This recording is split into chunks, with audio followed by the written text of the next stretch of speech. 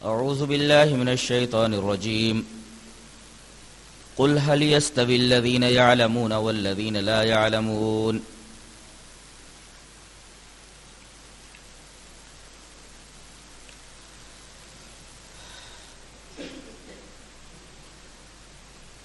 علم کی اہمیت شریعت اسلامیہ میں اس قدر زیادہ ہے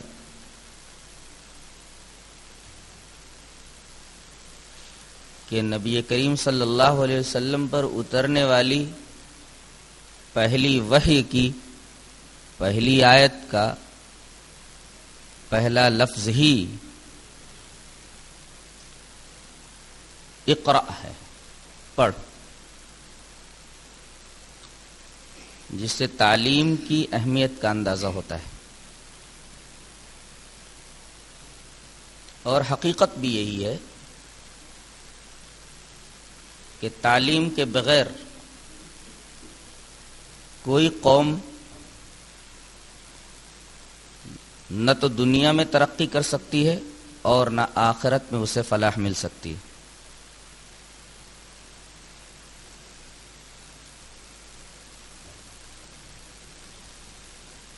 ایک آیت کریمہ دیکھیں، آپ یہ اچھی طرح جانتے ہیں کہ ایمان کے بغیر کوئی عمل معتبر نہیں۔ کسی بھی عمل کے معتبر ہونے کے لیے ایمان ضروری ہے۔ قرآن حکیم کی بہت ساری آیتیں جن میں سے چند کو میں آپ کے سامنے پیش کروں گا، ان سے آپ کو یہ اچھی طرح معلوم ہو جائے گا کہ علم ہی ایمان کا رہنما ہے۔ جیسے اللہ تبارک و تعالی نے ارشاد فرمایا وَقَالَ الَّذِينَ أُوتُوا الْعِلْمَ وَالْإِيمَانَ لَقَدْ لَبِثْتُمْ فِي كِتَابِ اللَّهِ إِلَى يَوْمِ الْبَعْثِ، اور علم والوں نے کہا اور ایمان والوں نے کہا۔ یہاں دیکھیے، علم والوں کا تذکرہ پہلے ہے، ایمان والوں کا تذکرہ بعد میں کیا گیا ہے۔ علم پہلے ہے، ایمان بعد میں ہے۔ یہ آیت کریمہ بتا رہی ہے کہ علم ایمان کا رہنما ہے۔ علم کے بغیر ایمان بھی معتبر نہیں ہے۔ ایک جگہ اور اللہ تبارک و تعالی نے ارشاد فرمایا وَلِيَعْلَمَ الَّذِينَ أُوتُوا الْعِلْمَ وَالْإِيمَانَ فَيُؤْمِنُوا بِهِ فَتُخْبِتَ لَهُ قُلُوبُهُمْ۔ علم والوں کو اور ایمان والوں کو جان لینا چاہیے، بس اس کے اوپر وہ ایمان لائیں اور اس کے لیے ان کے دل جھک جائیں۔ یہ آیت کریمہ بتا رہی ہے کہ علم کا نتیجہ ایمان ہے اور ایمان کا نتیجہ خضوع ہے، اللہ کی طرف دلوں کا جھک جانا۔ تو علم کا نتیجہ ایمان اور ایمان کا نتیجہ خضوع، اللہ تبارک و تعالی کی طرف دل کا جھک جانا۔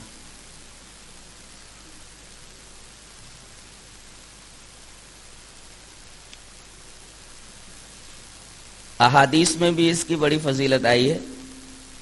حضرت امام طبرانی نے المعجم الکبیر کے اندر ایک روایت یوں نقل فرمائی ہے وعن عبد الله بن مسعود رضی اللہ تعالی عنہ قال قال رسول اللہ صلی اللہ علیہ وسلم طلب العلم فریضۃ علی کل مسلم، رواہ الطبرانی فی المعجم الکبیر۔ یہ روایت معجم کبیر میں اتنی ہی ہے، پوری روایت میں نے ریفر کر دی ہے۔ حضرت عبداللہ بن مسعود رضی اللہ تعالیٰ عنہ فرماتے ہیں کہ رسول اللہ صلی اللہ علیہ وسلم نے ارشاد فرمایا کہ علم کا حاصل کرنا ہر مسلمان کے اوپر فرض ہے، چاہے وہ مسلمان مرد ہو چاہے وہ مسلمہ عورت ہو، ہر ایک کے اوپر علم کا حصول فرض ہے۔ امام بخاری رحمۃ اللہ علیہ نے کتاب العلم کے اندر دو عجیب و غریب باب باندھے ہیں۔ پہلا باب تو اس طریقے کا ہے باب العلم قبل القول والعمل، یہ باب ہے علم کا قول سے پہلے اور عمل سے پہلے۔ حضرت یہ بتانا چاہ رہے ہیں اس کے تحت حدیث لا کر کے کہ کوئی آدمی اس وقت تک دین کے بارے میں گفتگو نہ کرے، آدمی اس وقت تک دین کے بارے میں گفتگو نہ کرے جب تک کہ اسے دین کی اس بات کا علم نہ ہو، اور نہ تو کوئی آدمی دین کی اس بات کے اوپر عمل کرے جب تک کہ اسے علم نہ ہو۔ یہ علم کا باب ہے، بولنے سے پہلے اور عمل کرنے سے پہلے۔ تو گویا بولنے اور عمل کرنے سے پہلے آدمی کو شریعت کی اس بات کا علم ہونا ضروری ہے۔ بغیر علم کے نہ تو دین کی کوئی بات آدمی بولے، نہ دین کی بات کے اوپر عمل کرے۔ یہ باب خود علم کی اہمیت کو بتا رہا ہے۔ ایک باب امام بخاری اور باندھتے ہیں، بڑا عجیب باب ہے، اور اس کے تحت حدیث لاتے ہیں۔ باب ہے باب تعلیم الرجل امتہ و اہلہ۔ یہ باب ہے کہ آدمی تعلیم دے اپنی لونڈی کو، اپنی نوکرانی کو اور اپنے اہل و عیال کو۔ غور فرمائے، فقیہ الامت نے پہلے لفظ امت کا استعمال فرمایا، بعد میں اہل کا۔ ترجمہ کیا ہے؟ یہ باب ہے تعلیم دینے کا اپنی لونڈی، اپنی نوکرانی کو اور اپنے اہل و عیال کو۔ اہل و عیال میں سب آ گئے، بیوی کو تعلیم دے، بچوں کو تعلیم دے، بچیوں کو تعلیم دے۔ یہ سارے کے سارے لفظ اہل کے دائرے میں سمٹ کر آ گئے ہیں۔ باب بظاہر یوں ہونا چاہیے تھا، باب تعلیم الرجل اہلہ و امتہ، کہ آدمی پہلے اپنے اہل و عیال کو تعلیم دے، بعد میں لونڈی کو۔ لیکن ترتیب یوں ہے، امتہ و اہلہ۔ اس سے فقیہ الامت حضرت امام بخاری یہ بتانا چاہ رہے ہیں کہ اپنے اہل و عیال کو تعلیم سے آراستہ کرنا، تعلیم سے مزین کرنا ضروری تو ہے ہی۔ اگر تمہاری کوئی لونڈی ہو، تمہاری کوئی نوکرانی ہو، تو نوکرانی کو بھی تعلیم دینا ضروری ہے۔ یہ تعلیم کی اہمیت ہے۔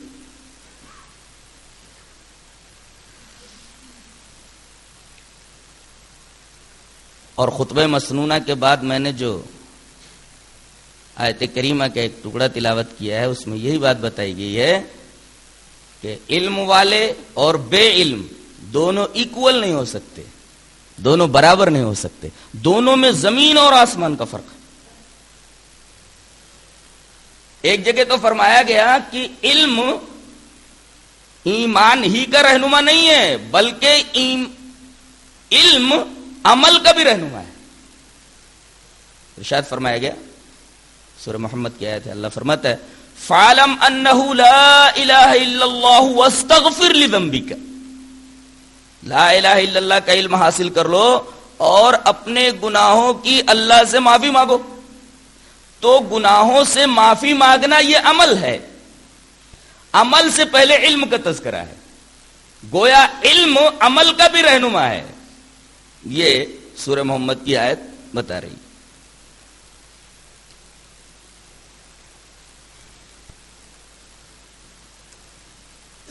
علم صدقہ جاریہ بھی ہے۔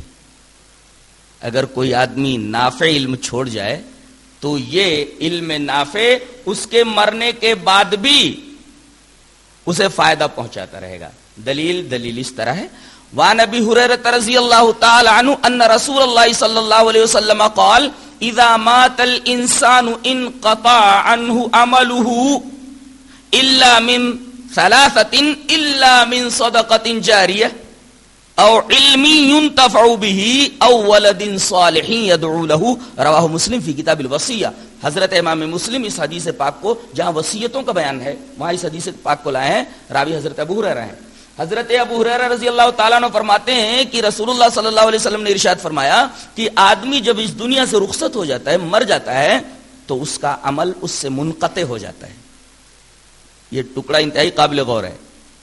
انسان کا عمل ختم ہو گیا، یعنی اب اس کا دفتر لپیٹ کر کے اس کی گردن میں لٹکا دیا گیا۔ وَكُلُّ إِنسَانٍ أَلْزَمْنَاهُ طَائِرَهُ فِي عُنُقِهِ وَنُخْرِجُ لَهُ يَوْمَ الْقِيَامَةِ كِتَابًا يَلْقَاهُ مَنشُورًا، کہ جب انسان مر جاتا ہے تو ہم اس کے گلے میں اس کے دفتر اعمال کو، نامہ اعمال کو لٹکا دیتے ہیں، اور یہ نامہ اعمال قیامت کے دن ہی کھلے گا، اس کے سامنے کھول کر رکھ دیا جائے گا اور بولا جائے گا پڑھ اپنی کتاب کو۔ وَكُلَّ إِنسَانٍ أَلْزَمْنَاهُ طَائِرَهُ فِي عُنُقِهِ وَنُخْرِجُ لَهُ يَوْمَ الْقِيَامَةِ كِتَابًا يَلْقَاهُ مَنشُورًا اقرأ کتابک، پڑھ اپنی کتاب۔ یہ آیت کریمہ بتا رہی ہے کہ انسان جب مر گیا تو اب کوئی بھی عمل اس کے دفتر میں پہنچایا نہیں جا سکتا، دفتر بند ہو گیا۔ اس سے خود ایصال ثواب کا رد ہو گیا۔ بعض لوگ قرآن خوانیوں کے ذریعے، فاتحہ کے ذریعے اور دیگر خرافات کے ذریعے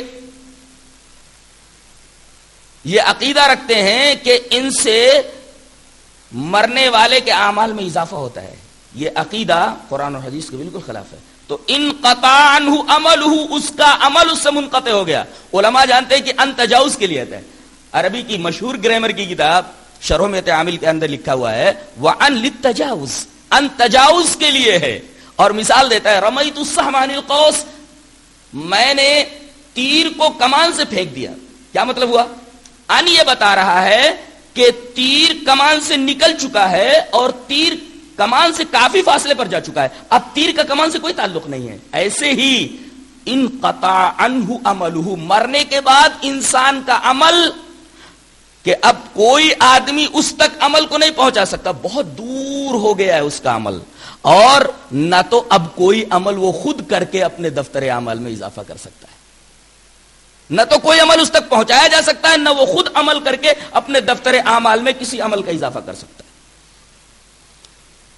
تو انسان کے مر جانے کے بعد اس کا عمل منقطع ہو گیا، مگر تین چیزیں کہ برابر میت کو ان تین چیزوں سے فائدہ پہنچتا رہتا ہے، تین چیزوں سے میت استفادہ کرتا رہتا ہے۔ تین چیزیں کیا ہے؟ صدقۃ جاریہ۔ یہاں ایک نقطہ میں آپ کو بتا دینا مناسب سمجھتا ہوں کہ ایک ہے صدقہ جاریہ، ایک ہے سنت جاریہ۔ اگر آدمی مال کے بارے میں وصیت کر کے چلا جائے تو یہ اس کے حق میں صدقہ جاریہ بنے گا، اور بچوں کی تعلیم و تربیت، اچھی تعلیم و تربیت کے بارے میں اگر وصیت کر کے چلا جائے تو یہ سنت جاریہ۔ سو یہ فرق ہے صدقہ جاریہ اور سنت جاریہ۔ تو صدقہ جاریہ کا فائدہ میت کے مرنے کے بعد اسے پہنچتا رہے گا، اور علمی ينتفع به، یا کوئی علم نافع چھوڑ کر چلا جائے۔ اس حدیث کے آئینے میں علم کی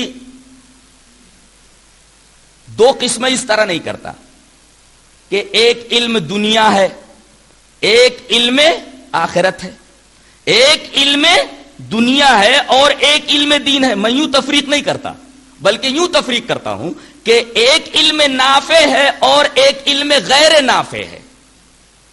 سائنس اگر مذہب کی تائید کے لیے سیکھی جا رہی ہے تو اس کا علم حاصل کرنا دین ہے۔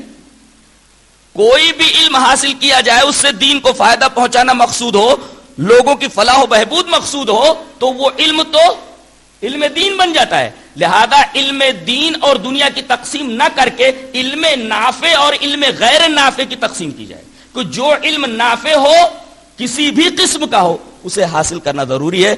اس سے آدمی کو خود فائدہ پہنچے گا، عوام کو اس سے فائدہ پہنچے گا، دنیا والوں کو اس سے فائدہ پہنچے گا، اور آخرت میں بھی اس کو فائدہ پہنچے گا۔ یہ علم نافع ہے۔ ہاں اتنا کہہ سکتے ہیں کہ علم نافع میں دو درجے ہیں۔ ایک علم وہ جو آخرت میں انسان کو نفع پہنچائے، ظاہر ہے کہ وہ مقدم رہے گا۔ تو علم کی دو قسمیں، علم نافع اور علم غیر نافع۔ علم نافع کے بھی دو درجے، وہ علم جو آخرت میں انسان کو فائدہ پہنچائے، اور ایک علم جو انسان کو خود دنیا میں اس کو فائدہ پہنچا اور دوسروں کو بھی فائدہ پہنچا۔ اس طرح تقسیم کرنا صحیح ہے۔ علم دین اور علم دنیا کی تقسیم میرے نزدیک درست نہیں ہے۔ اور علمی ينتفع به، یا ایسا علم چھوڑ کر چلا جائے جس علم سے اس کو فائدہ پہنچے۔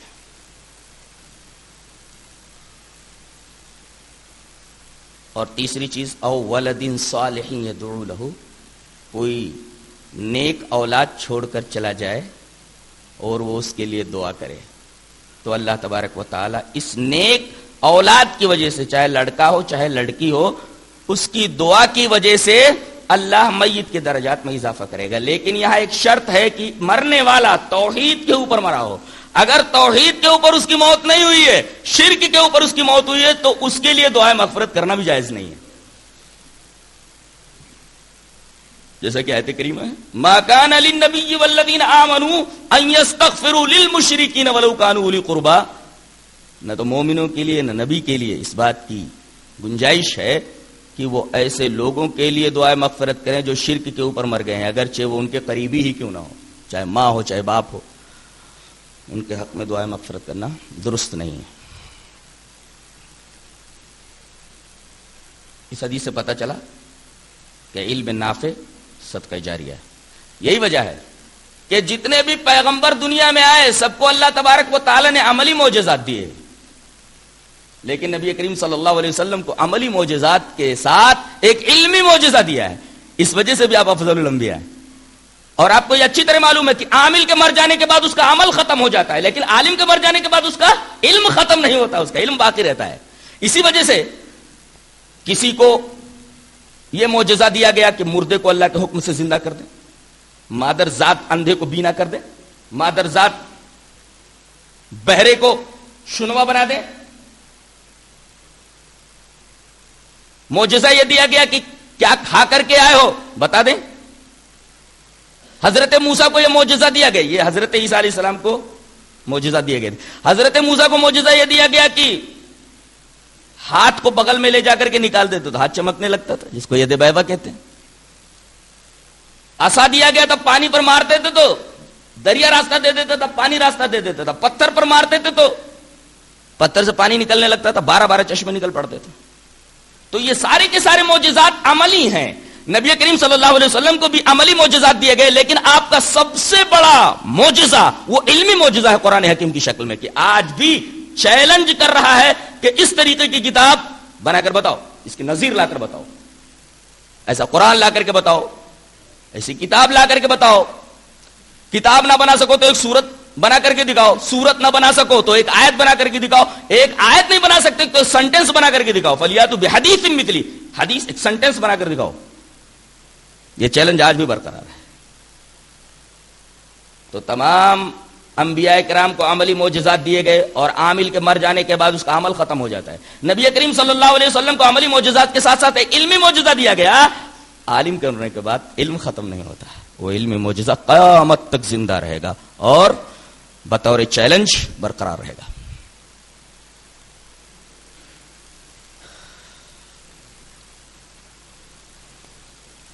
علم کی فضیلت یوں بھی واضح کی جا سکتی ہے.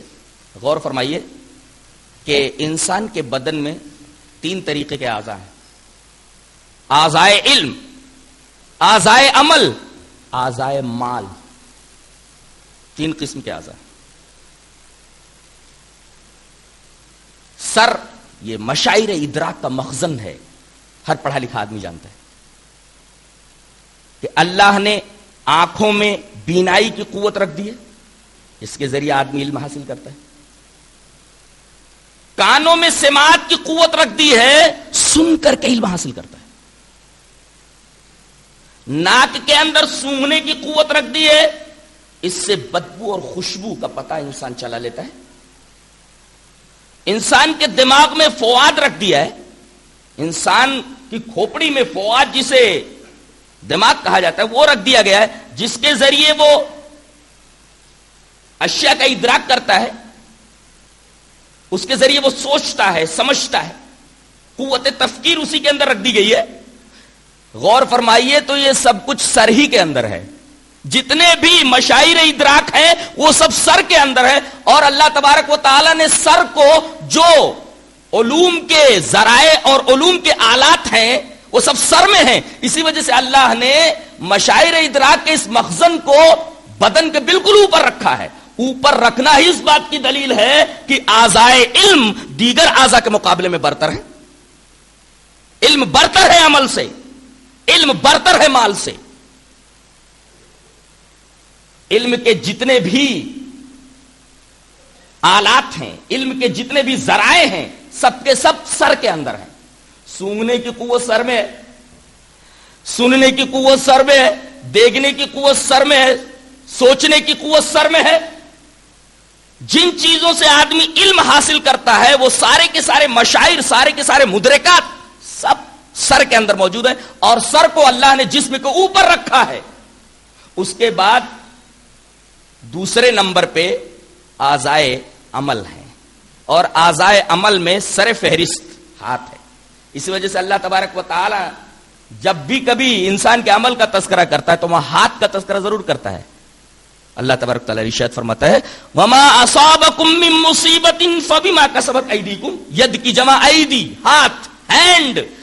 जो भी मुसीबत तुम्हारे ऊपर आती है वो सब तुम्हारे हाथों के आमाल की वजह से है। अल्लाह तबारक व तआला ने यह अमल का हवाला देते हुए यद का तस्करा फरमाया, गोया कि आज़ाए अमल आज़ाए इल्म के नीचे हैं, क्योंकि हाथ सर के नीचे है और आज़ाए अमल में सर फहरिस्त हाथ। तो पहला दर्जा आज़ाए अमल का है, इल्म का है। दूसरा दर्जा आज़ाए अमल का है। तीसरे नंबर पे आज़ाए माल। माल का उज़्व कौन सा है? पेट। पेट के अंदर मैदा है, यहां माल जमा होता है। गौर फरमाइए तो दो चीजें आपको मालूम होंगी। ये जो सरमायादार होते हैं ना, ये छुपे रहते हैं। जैसे मैदे के अंदर गलाजत छुपी रहती है, मैदे के अंदर जिस तरीके से गलाजत छुपी रहती है, दिखाई नहीं देती, ऐसे ही सरमायादार मुआशरे में छुपे रहते हैं। और एक बात और बताई गई कि ये फुजलात जो हैं, जो पेट में मैदे के अंदर जमा होते रहते हैं, अगर इनको खारिज न किया जाए तो आदमी खुद तबाह हो जाएगा।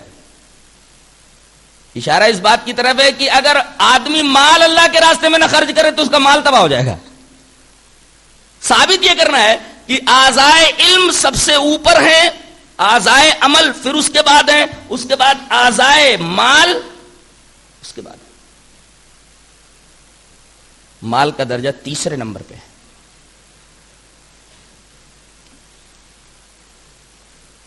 आज आदमी ज्यादातर आज़ाए माल के ऊपर ज्यादा तवज्जो देता है, माल हासिल करने के चक्कर में पड़ा रहता है। आज मुस्लिम मुआशरा दूसरे मुआशरों से पीछे इस वजह से है कि उसके पास इल्म नहीं है, शिक्षा नहीं है।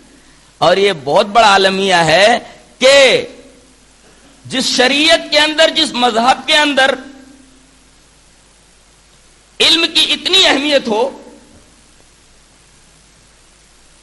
कि पहली वही जो नबी के ऊपर उतर रही है, उस वही की पहली आयत का पहला वर्ड ही यह बता रहा हो कि पढ़ो, और वो कौम न पढ़े और तालीम के मैदान में दुनिया की तमाम कौमों से पीछे हो, इससे ज्यादा अफसोसनाक हालत और क्या हो सकती है। इस आलमिये के ऊपर जितना मातम किया जाए कम है।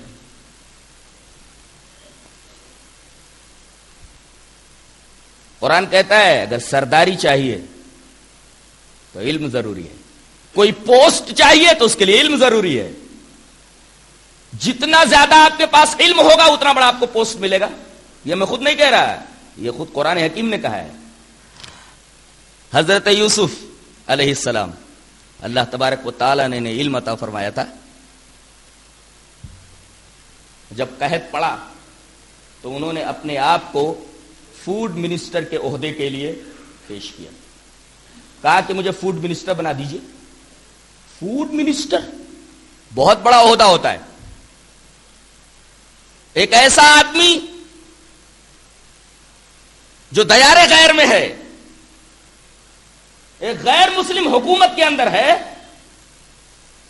उस जैसा इल्म रखने वाला फूड की तकसीम के ताल्लुक से और कोई नहीं है। लिहाजा हजरत अपने आप को पेश करते हैं कि मुझे फूड मिनिस्टर बना दो, और उसके लिए दो सिफतों का हवाला देते हैं। क़ाल जअलनी अला ख़ज़ाइनिल अर्ज़ इन्नी हफ़ीज़ुन अलीम, मुझे जमीन के खजानों पर मामूर कर दो, इसलिए कि मैं हिफाजत भी जानता हूं और मेरे पास इल्म भी है। तो जब उन्होंने अपने आप को उस ओहदे के लिए पेश किया तो हिफाजत के साथ साथ आपने इल्म का भी हवाला दिया कि मेरे पास इल्म है।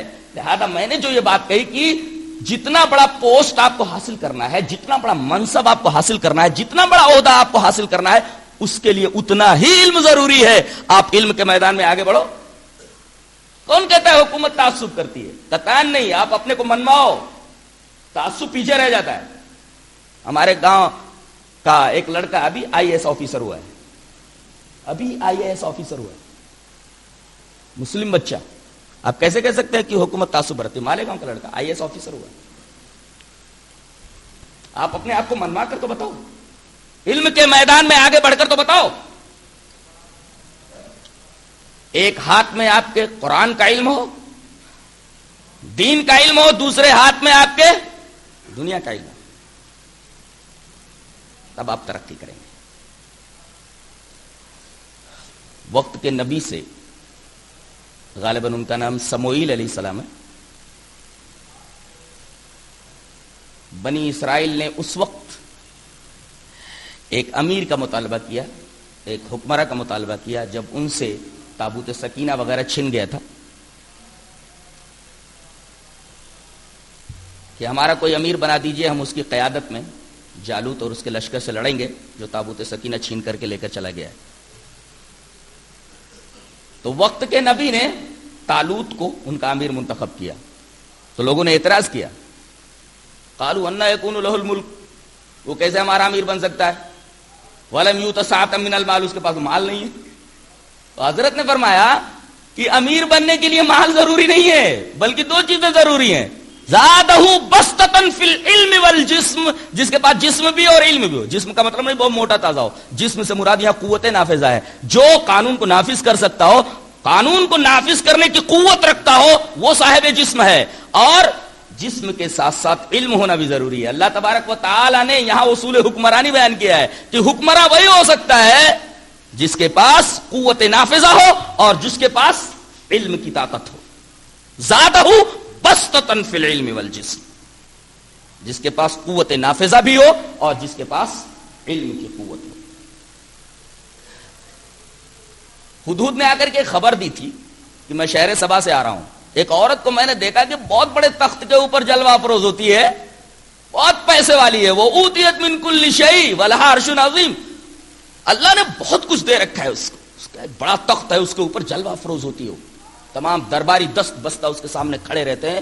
کیا حکومت کرتی ہے وہ. انی وجدت امرأۃ تملکہم, یہ جملہ عربی کا طالب علم جانتا ہے کس سینس میں ہے. تو حضرت فرما رہے قال سننظر اصدقت ام کنت من الکاذبین, ہم تحقیق کرتے ہیں, دیکھتے ہیں تو سچ بولا ہے جھوٹ بولا ہے. یہاں ایک نقطہ یہ ملا کہ خبر واحد اگر محتف بالقرائن ہو تو یقین کا فائدہ دیتی ہے. کہتے ہیں خبر واحد معتبر نہیں ہے, حدود نے اکیلے آ کر کے خبر دیا ہے. حضرت نے اس وقت تک اس کی بات نہیں مانی جب تک کہ یہ نے کہہ دیا کہ ہم تحقیق کریں گے. قال سننظر اصدقت ام کنت من الکاذبین, کہ جھوٹا ہے تو کہ سچا ہے. یعنی اگر ایک آدمی آ کر کے کوئی خبر دیتا ہے, تحقیق کے بعد اس کی خبر ثابت ہو جائے تو وہ یقینیات کے باب میں, ایمانیات کے باب میں بھی معتبر ہے. وہ لوگ جو کہتے ہیں کہ خبر یقین کا فائدہ نہیں دیتی خبر واحد, تو غلط موقف کے اوپر ہیں. کہنے کا مطلب یہ کہ وہ آ کر کے خبر دیتا ہے کہ ایک عورت اس طرح حکومت کرتی ہے. تو حضرت نے فرمایا کہ کون ہے جو ملکہ کے تخت کو جلد سے جلد میرے دربار میں لے آئے. تو ایک بہت بڑا جن تھا, جنوں میں سب سے زیادہ قوت عفریت کو ہوتی ہے. قال عفریت من الجن انا آتیک به قبل ان تقوم من مقامک, میں شہر سبا سے ملکہ سبا کا تخت اتنی دیر میں لے آؤں گا جتنی کی دربار برخاست ہو. اتنے میں ایک علم والا کھڑا ہوا. قال الذي عنده علم من الكتاب, کہتے ہیں یہ سلیمان ہی تھے اور اللہ نے انہیں ایسا علم دیا تھا, یا کوئی اور آدمی تھا جس کے پاس اس طریقے کا علم تھا. قال الذي عنده علم من الكتاب انا آتيك به قبل ان يرتد اليك طرفك, کہا کہ میرے پاس ایسا علم ہے. علم والے نے کہا کہ میں پلک جھپکتے ہی ہزاروں میل کے فاصلے سے وہ تخت لے آؤں گا. اور ابھی اس نے بات ختم ہی نہیں کی تھی کہ ملکہ سبا کا تخت دربار میں حاضر ہو. فلما رآہ مستقرا عنده قال هذا من فضل ربی. تو جن سے جو کام نہ ہو سکا ایک مختصر مدت میں, علم والے نے انتہائی مختصر مدت کے اندر اپنے علم کے ذریعے ہزاروں میل کے فاصلے سے ملکہ بلقیس کا تخت دربار میں منگوا لیا. علم کا پاور دیکھ رہے ہیں آپ. اچھا, یہاں ایک نقطہ یہ بھی بتا دوں کہ قرآن میں یہ تمام چیزیں معجزات اور خرق عادت کی قبیل سے ہیں, اور معجزے کی نظیر تو نہیں لائی جا سکتی, اس کے قریب قریب تک پہنچا جا سکتا ہے. یہ نقطہ ملحوظ رہے کہ معجزے کی نظیر تو نہیں لائی جا سکتی. کوئی مادی چیز ہزاروں میل کے فاصلے سے منٹ بھر میں نہیں لائی جا سکتی, سیکنڈوں میں نہیں لائی جا سکتی, لیکن کم سے کم اس کی تصویر تو آ سکتی ہے, اس کی آواز تو آ سکتی ہے. ہزاروں میل کے فاصلے سے آواز سنائی دی جا سکتی ہے, تصویر آ سکتی ہے. ہاں, مادی چیز ہزاروں میل کے فاصلے سے اتنی قلیل مدت میں نہیں آ سکتی. تو معجزات کے بارے میں یہ ہمیں جاننا ضروری ہے کہ معجزات کی نظیر تو نہیں لائی جا سکتی, لیکن اس کے قریب قریب تک پہنچا جا سکتا ہے. یہاں تاثر یہ دیا گیا ہے, تصور یہ دیا گیا کہ علم حاصل کرو, علم حاصل کرنے کی وجہ سے دنیا کے اندر بھی بڑے بڑے کارنامے انجام دے سکتے ہو. معجزے کی نظیر تو نہیں لا سکتے, لیکن علم کے میدان میں آگے بڑھو گے تو معجزے کے قریب قریب تک تم پہنچ سکتے ہو اپنے علم کے ذریعے. جیسے حضرت موسیٰ علیہ السلام اپنا عصا پانی پر مارتے تھے تو پانی راستہ دے دیتا تھا. اب اگر آپ لاٹھی مارے تو پانی تو راستہ نہیں دے گا, لیکن آپ سب میرین بنا سکتے ہیں, آپ 2 کشتیاں بنا سکتے ہیں اور سمندر کے اندر جا سکتے ہیں, پل بنا سکتے ہیں آپ دریا کے اوپر, سمندر کے اوپر. یہ ساری چیزیں تو کر سکتے ہیں. یہ معجزات کے قریب قریب ہے. معجزات کی نظیر نہیں لا جا سکتی, اس کے قریب قریب پہنچا جا سکتا ہے.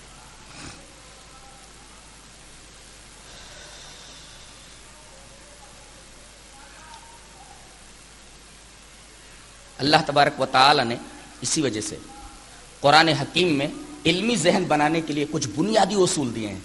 آج ہم ان بنیادی اصولوں کو آپ کے سامنے رکھیں گے. یہ بنیادی اصول لے کر کے آج جائیے. پہلا بنیادی اصول علمی ذہن بنانے کے لیے اللہ تبارک و تعالی نے قرآن میں یہ بیان فرمایا ہے کہ کوئی بھی دعویٰ بغیر ثبوت کے نہ قبول کیا جائے. ہاتھو برہانکم ان کنتم صادقین. اگر تم اپنے دعوے میں سچے ہو تو دعوے کا پروف لاؤ, دعوے کا ثبوت لاؤ. کوئی بھی دعویٰ بغیر دلیل کے نہ قبول کیا جائے. یہ قرآن حکیم علمی ذہن بنانے کے لیے ایک بنیادی اصول بتاتا ہے. کتنا جاندار اصول ہے کہ کوئی بات تم تک پہنچے فوراً تسلیم نہ کر لو, بلکہ کہنے والے سے اس کی دلیل مانگو. ہاتھو برہانکم ان کنتم صادقین. کوئی بھی دعویٰ بغیر ثبوت کے نہ قبول کیا جائے. قرآن حکیم علمی ذہن بنانے کے لیے اس بنیادی اصول سے یہ بتانا چاہ رہا ہے کہ تم تقلید اور جمود نہیں بلکہ تحقیق کے میدان میں اترو. تحقیق ہی علم کے راستے کھولتا ہے, علم کے دروازے وا کرتا ہے. پہلا اصول, کوئی بھی دعویٰ بغیر ثبوت کے نہ قبول کیا جائے. کوئی بات بولی جائے تو دلیل کا مطالبہ کیا جائے. یہ کہاں ہے؟ قرآن میں ہے, حدیث میں ہے, یا دنیا کی کوئی بات ہو, کس فلسفر نے کہا ہے, کس سائنٹسٹ نے کہا ہے, وغیرہ وغیرہ. دوسرا اصول کہ جہاں یقین آ جائے وہاں گمان کو مسترد کر دیا جائے. کتنی عمدہ بات کہی گئی ہے. یہ بات حضرت عیسیٰ علیہ السلام کے بیان کے سیاق میں کہی گئی ہے یوں: وَقَوْلِهِمْ إِنَّا قَتَلْنَا الْمَسِيحَ عِيسَى ابْنَ مَرْيَمَ رَسُولَ اللَّهِ وَمَا قَتَلُوهُ وَمَا صَلَبُوهُ وَلَكِنْ شُبِّهَ لَهُمْ وَإِنَّ الَّذِينَ اخْتَلَفُوا فِي الْكِتَابِ لَفِي شَكٍّ مِّنْهُ وَإِنَّ الَّذِينَ اخْتَلَفُوا فِيهِ لَفِي شَكٍّ مِّنْهُ مَا لَهُمْ بِهِ مِنْ عِلْمٍ إِلَّا اتِّبَاعَ الظَّنِّ وَمَا قَتَلُوهُ يَقِينًا.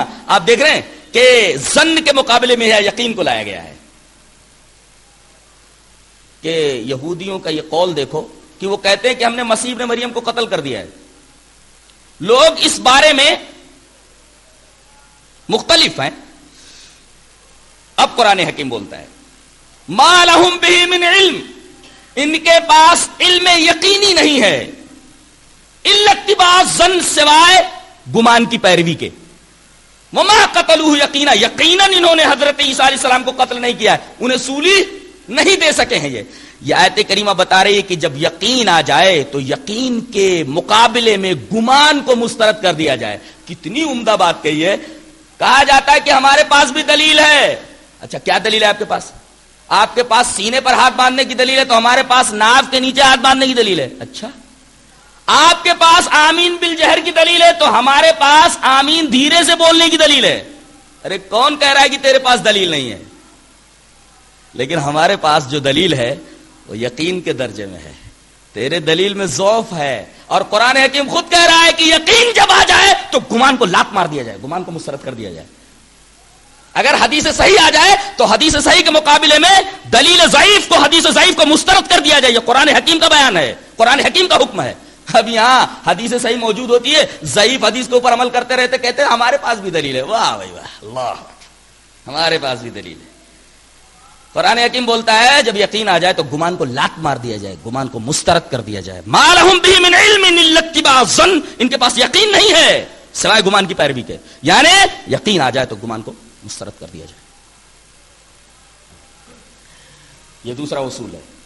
تیسرا اصول قرآن حکیم میں بتا رہا ہے علمی ذہن بنانے کے لیے کہ محسوس چیزوں میں مشاہدہ اور تجربہ کا مطالبہ کیا جائے. بڑی ہی عمدہ بات ہے, بڑی ہی عمدہ بات ہے.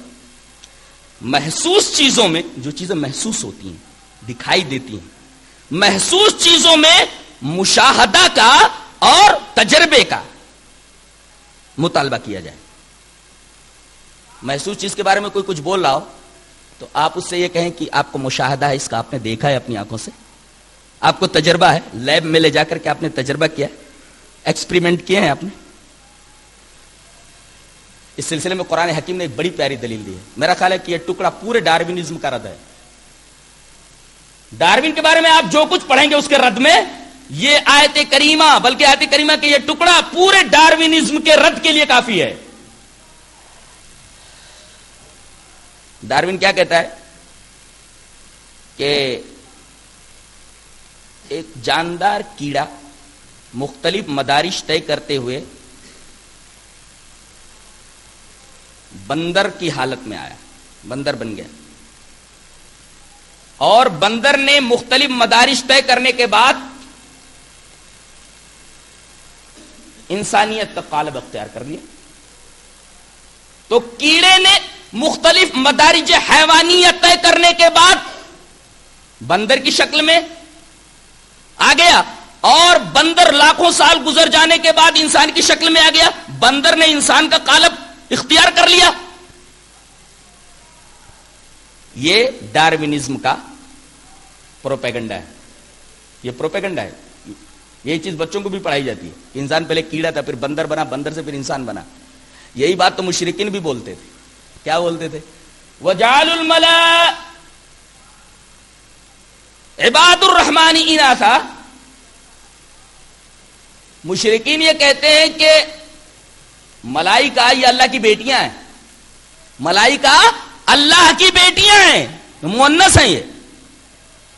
اب اللہ فرما رہا ہے ان کے اس عقیدے, ان کے اس خیال کے رد میں, تم کہتے ہو کہ ملائکہ اللہ کی بیٹیاں ہیں یا مؤنث ہیں, یہ اللہ کے بندے ہیں, مؤنث نہیں ہیں, مذکر ہیں. یہ عباد الرحمن, عباد الرحمن ہیں یہ. تم کہتے ہو کہ یہ لڑکیاں ہیں. بتاؤ جب ہم ان کو بنا رہے تھے تب تم وہاں حاضر تھے؟ اشہدوا خلقہم, کیا ان کی تخلیق کا تمہیں مشاہدہ ہے؟ اللہ اکبر, کیا بات ہے.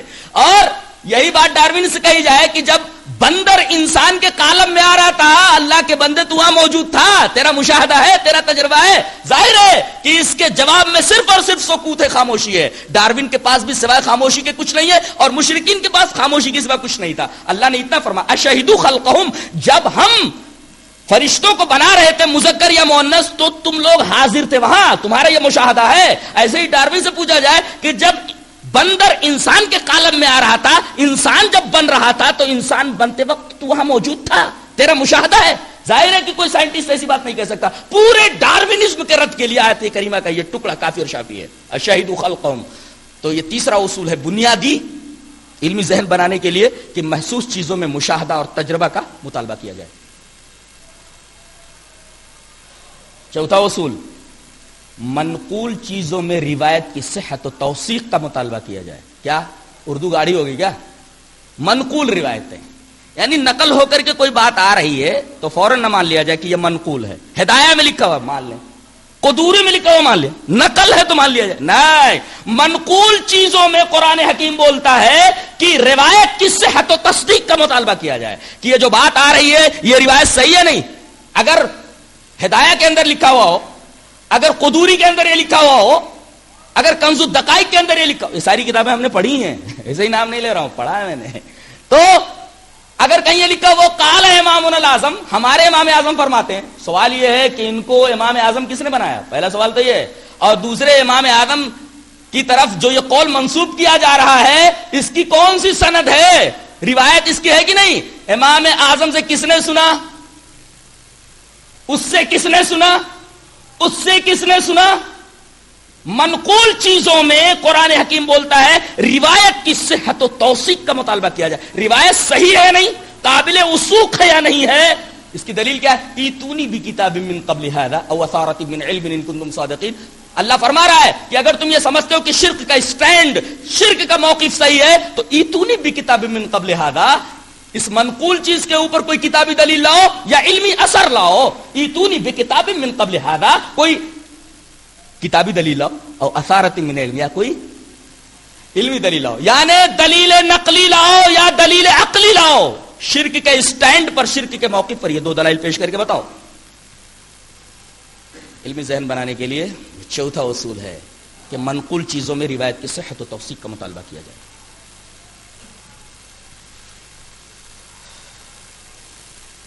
ایک اور اصول بیان کیا جا رہا ہے کہ جمود اور تقلید کے خلاف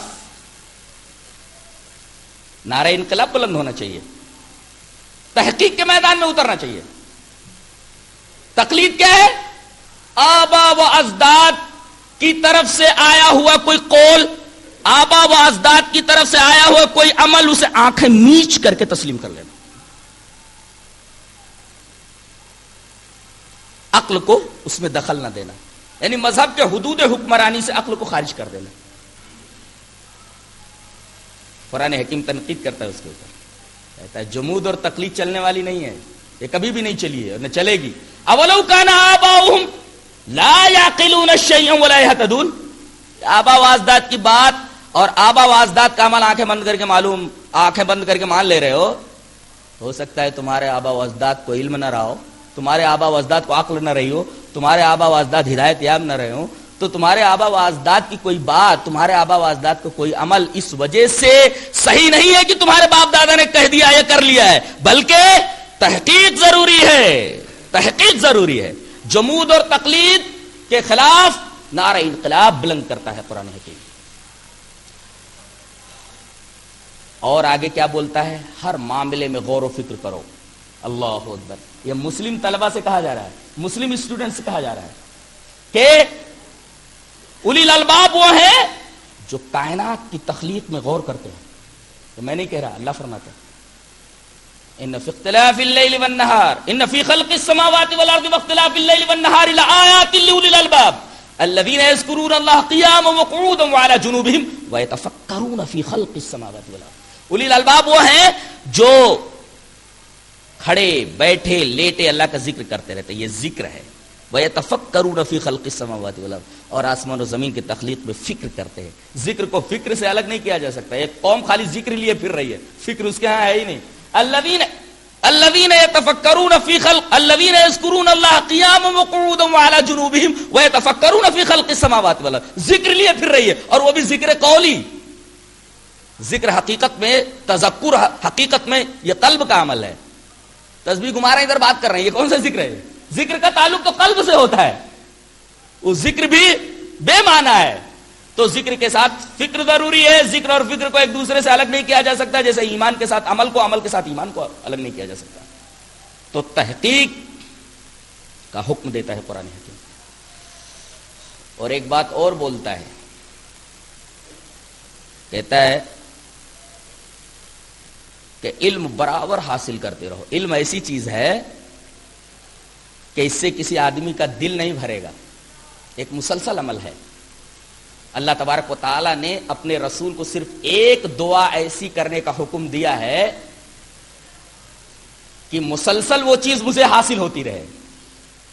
وہ علم کے بارے میں وَقُلْ رَبِّ زِدْنِي عِلْمًا، اور اے میرے حبیب آپ دعا کرتے رہو کہ اے اللہ میرے علم میں زیادتی کرتے رہنا. تبری نے کہا کہ اگر علم کے علاوہ کوئی اور چیز محمود ہوتی اللہ کی نگاہ میں تو رسول سے یہ کہا جاتا کہ اس کی زیادتی کے بارے میں برابر دعا کرتے رہیے. لیکن آپ نے کبھی یہ دعا نہیں کی اے اللہ میرا مال زیادہ کرتے رہنا، اے اللہ میری یہ فلاں چیز زیادہ کرتے رہنا، سوائے علم کی کہ اے اللہ میرا علم مرتے دم تک بڑھاتے رہنا. یہ بتایا جا رہا ہے کہ علم مسلسل عمل ہے، مسلسل اس کو حاصل کرتے رہو. بچپن میں حاصل کرو، جوانی میں حاصل کرو، بڑھاپے میں حاصل کرو، مرتے وقت تک حاصل کرتے رہو. یہ ایک مسلسل عمل ہے، مسلسل حاصل کرتے رہو. رات دن ایک کر دو، قرآن حکیم میں بتا رہا ہے. اور اس کے بعد ایک اور اصول بتا رہا ہے کہ کہیں کہیں خود مطالعے سے آدمی گہرائی کے ساتھ کسی علم کو حاصل نہیں کر پاتا، اس کے لیے معلم ہونا ضروری ہے۔ بہت سارے ڈاکٹروں کو دیکھیے، یہ فتنہ بن رہے ہیں یہ لوگ۔ ڈاکٹروں کو دیکھیے، ہم ڈاکٹروں کے بارے میں ایک دفعہ بتائیں گے انشاءاللہ کہ چونکہ انہوں نے کسی مدرسے میں علم حاصل نہیں کیا ہے، علم کے ساتھ ساتھ صحبت نیکا بھی ضروری ہے۔ بات چیزیں کتابوں سے نہیں ملتی، بلکہ کتابوں کی اس بات کے اسرار کھلتے ہیں علماء کی صحبت سے، صالحین کی صحبت سے۔ صالحین کی صحبت ضروری ہے۔ لہذا یہ جو خالی مطالعے سے عالم بن رہے ہیں، یہ کہیں کہیں فتنہ بن جاتے ہیں، اس لیے کہ ان کے اندر گہرا علم تو ہوتا نہیں ہے۔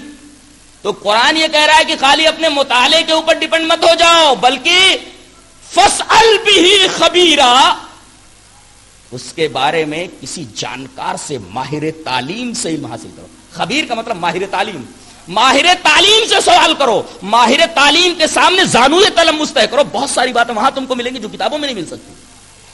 فاسأل بہ خبیرا، ماہرین تعلیم کی رائے کو تسلیم کرنے کا حکم دیا گیا۔ کیا کتاب ہے! اللہ سبحان اللہ، ہر چیز کے بنیادی اصول بنا دیتی ہے یہ کتاب، جن اصولوں کی روشنی میں آدمی اپنے علم کے سفر کو مسلسل طے کر سکتا ہے۔ اللہ تبارک و تعالی ہمیں زیادہ سے زیادہ علم حاصل کرنے کی توفیق عطا فرمائے۔ وآخر دعوانا اعوذ باللہ من الشیطان الرجیم۔